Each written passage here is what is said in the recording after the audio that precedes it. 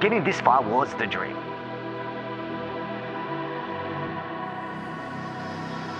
Everything is your fault. Like, everything is your fault. I take full responsibility at all times.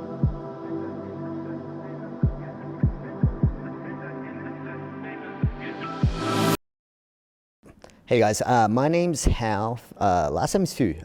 I'm actually 33 this year. I'm originally born from Melbourne, Australia. Grew up my whole life here. We actually met because we both DJ, so we met at the club because we were both playing at the same place. And he thought I was a good DJ because usually when it's a female DJ, people always judge you and they just think that you're not good or anything like that. And he actually liked me playing, so he messaged me after, and I guess it just went from there. I'm gonna wrap this up in a nutshell. So technically when I started, I had this plan in my head called the Pharrell Williams plan. So Pharrell Williams is obviously a producer, music, fashion, all that. I literally copied his plan. So I became a DJ, I became decently known to become a DJ. I used all my DJing people to sort of convert them to fashion people. And then I also did YouTube for a while, and then I did a whole bunch of other things to move my customer client base to my clothing brand. And before like owning my brand, I was working retail, to be honest. I was just working random retail jobs from 9 to 5. Yep, would never go back to that. Would never. Kokaine was, I hate to say this, it was a personal joke between me and my best friends 10 years ago. So it was growing up from the area that I'm from and the place that I'm from, it was sort of like there's only one way to make it. And it's obvious what the name means, but I was trying to prove to my peers that we could do something legal and make it out of the hood. That would probably be the right terminology for what Kokaine is. And now it's evolved into this lifestyle brand that's become bigger than me, which is insane. So our first time we did a pop-up in Sydney and we drove my little Swift up there, and it was a sneaker pop-up that we did, and we only had one sale there, and it was of a female crop top that we did. And I think the only reason she bought it because it was so hot. And that's why she just wanted it. But she ended up coming back and returning it because she didn't like the name that it said, which it said Kokaine. And so we were like, cool, we drove all the way to Sydney just to have one thing sold, but then she returned it. So I think that was also a pivoting point as to why we changed it to the Japanese logo as well. But those were like little struggles at the start. And yeah, I think that was one of the main things that we realized we needed to change the brand around. It's such a bad word, and I'm trying to change the stigma of that word. It's like something that you should be able to say and not be judged on. And it's sort of like a rebellious thing for the norm of our community right now. Like everything in our generation seems bad, but a lot of people don't see the good side of what clothing brands do, what like small businesses do, what names of brands do and stuff like that. And I think for me now, it means more of a community more than anything else.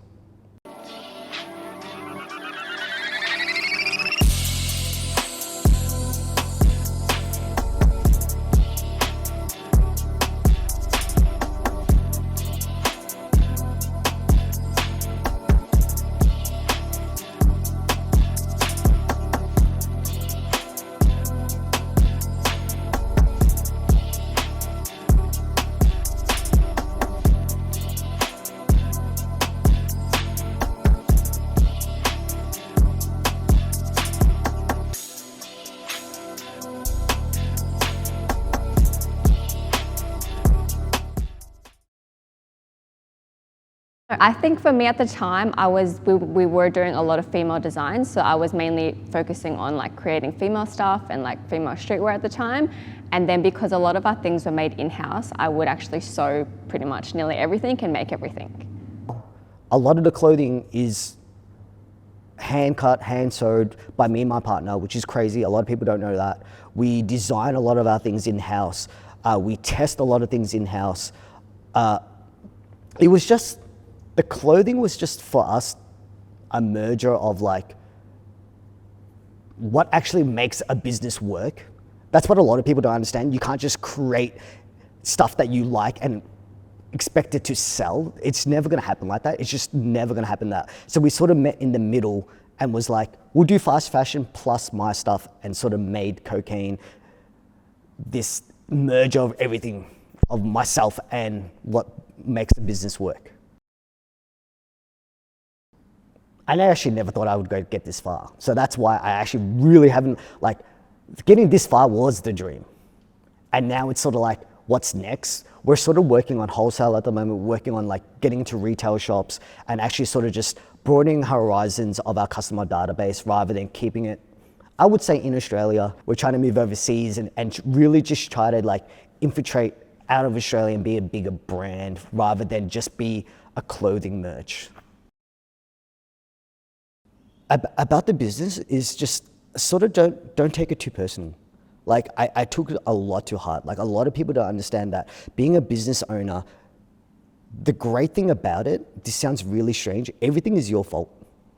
Like everything is your fault, and I take full responsibility at all times. Like if a customer doesn't get something, it's my fault. If the design's not right, it's my fault. Even if I pay a designer, even if I pay postage or couriers or whatnot, I actually low-key like being held accountable. And if you want to be like a business owner, you got to actually understand that you need to take responsibility. And if I had to tell myself something when I was younger, I need to be able to do that. I think it was hard at the beginning, but then like when we released our Blossom hoodies, it like grew rapidly out of nowhere, which was really, really unexpected.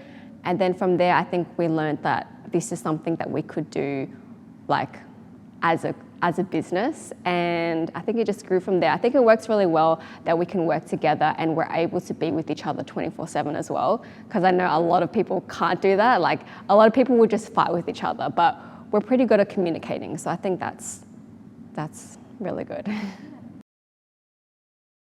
Everyone would thought like my love of cars will go into my brand, but I sort of kept it separate for a long period of time just because I really wanted to be a fashion brand. Like it was more of a fashion brand rather than a car merch brand. And then my love of cars sort of just got introduced into it very slowly. People started to notice that I loved cars, and we were already doing like car pop-ups, we were doing like car stands, shows and all that. And it just became second nature. It actually made the brand have more life. It had more personality, more meaning towards it. And it clearly made our fit out of our shop look great. My car is initially an identical copy of my personality.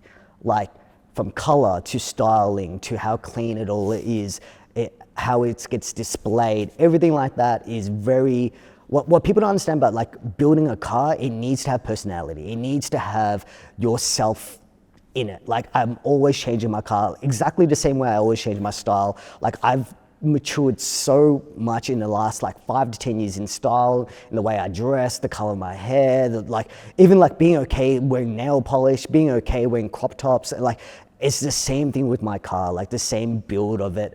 Like this car right here has been with me for like 8 to 9 years now, and it's gone through multiple transformations.